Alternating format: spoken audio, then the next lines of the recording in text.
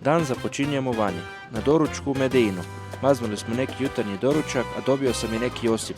Treba istražiti ili neka je opasna, ali nadam se da nije. Valjda ću preživjeti. Cijeli dan sam proveo u planiranju i spustio se mrak, pa sam otišao pojesti neki pokušaj kebaba i evo me, spreman sam na recepciji. Vrijeme je za polazak, došao je i taksist.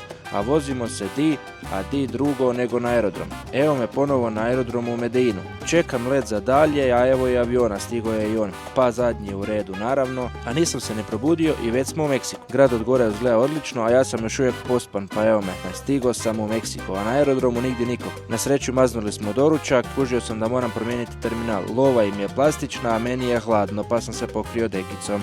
Idem na terminal 1, a tu je i Josip, stigo je iz Splita i idemo zajedno na putovanje dalje. Opet smo kao po običaju zadnji u redu, ali stigli smo u Oksaku. Frajer ima Recaro ziceve u busu, pa se vozimo do grada, baš je dobra ova snimka.